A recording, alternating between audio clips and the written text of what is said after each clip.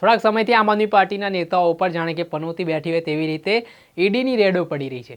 થોડાક સમય અગાઉ જે પૂર્વ આરોગ્ય મંત્રી હતા દિલ્હીના સત્યેન્દ્ર જૈન તે જેલમાં છે। ત્યારબાદ પૂર્વ શિક્ષણ મંત્રી મનીષ સિસોદિયા તે પણ જેલમાં છે।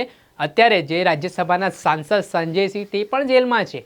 પરંતુ હવે આ વખતે દિલ્હીના મુખ્યમંત્રી અરવિંદ કેજરીવાલ ઉપર ધરપકડની તલવાર લટકાઈ રહી છે। કારણ એ છે એન્ફોર્સમેન્ટ ડાયરેક્ટર દ્વારા જે 3 સમન્સ મોકલવામાં આવ્યા છે તેમાં એકે સમન્સમાં અરવિંદ કેજરીવાલ હાજર રહ્યા નથી, જેના પગલે ચોથા સમન્સ દરમિયાન છે તેમની ધરપકડની આશંકાઓ છે તે આમ આદમી પાર્ટી વ્યક્ત કરી રહી છે।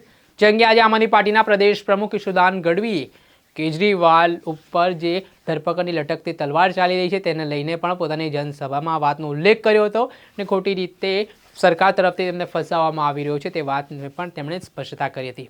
ઈશુદાન ગઢવીએ શું કહ્યું છે અને તેમણે સરકાર પર શું પ્રહાર કર્યા છે વાત કરીશું આ વિડીયોમાં।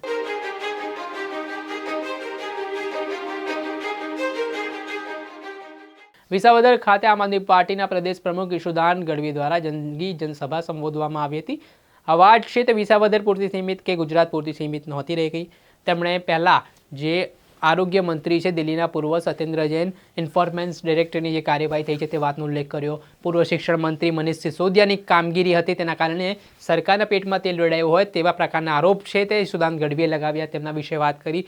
ત્યારબાદ હવે દિલ્હીના મુખ્યમંત્રી અરવિંદ કેજરીવાલની પણ ધરપકડ થઈ શકે છે તે અંગે પણ તેમણે એક આશંકા વ્યક્ત કરી છે અને કહ્યું છે કે આગામી સમયમાં કદાચ સરકાર છે તે આગામી લોકસભાની ચૂંટણીમાં તેમને અટકાવવા માંગે છે, તેના કારણે તેમના ઉપર ધરપકડની તલવાર લટકી રહી છે।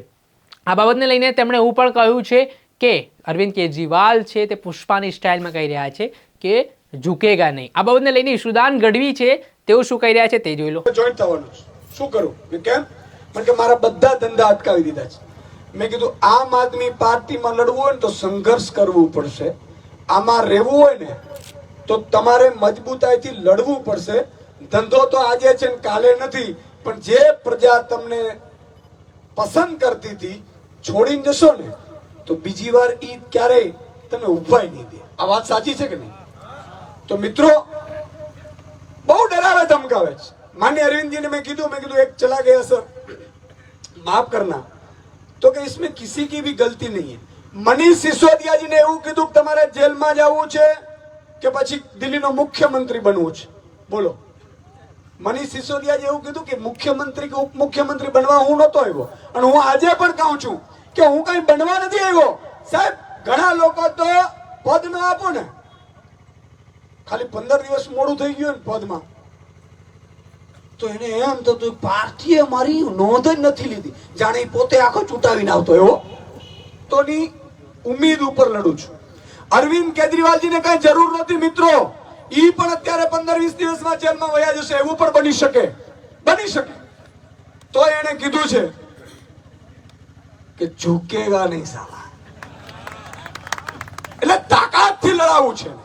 અને વિસાવદરની સીટ માટે આકાશ પાતાળ એક કરી દેશું, ચિંતા ન કરતા। હવે એન્ફોર્સમેન્ટ ડાયરેક્ટર છે તે કોની સામે ધરપકડની તલવાર લટકાવે છે તે તો સમય બતાવશે, પરંતુ ઈશુદાન ગઢવીએ વાતની આશંકા વ્યક્ત કરી છે કે આમ આદમી પાર્ટીના રાષ્ટ્રીય અધ્યક્ષ અરવિંદ કેજરીવાલ છે તે ટાર્ગેટમાં દેખાઈ રહ્યા છે, ઈડીની રડારમાં દેખાઈ રહ્યા છે અને તેમણે હાલની જે પ્રવર્તમાન સરકાર છે તેમની સામે પણ ચાપખા માર્યા છે। હવે રાજનીતિ છે, રાજનીતિમાં જેની પાસે સત્તા હોય છે તે જ આ સત્તામાં કામગીરી તેના હિસારે ચાલતી હોય છે ને આવું બધું દેખાતું હોય છે।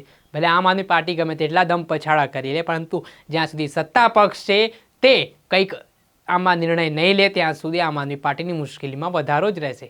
દર્શક મિત્રો, અત્યાર સુધી બસ આટલું। આવા નવા વિડીયો સાથે આપણે માહિતગાર કરતા રહીશું। નવજીવન ન્યૂઝની ચેનલને લાઇક કરો, સબસ્ક્રાઇબ કરો અને શેર કરવાનું ભૂલતા નહીં।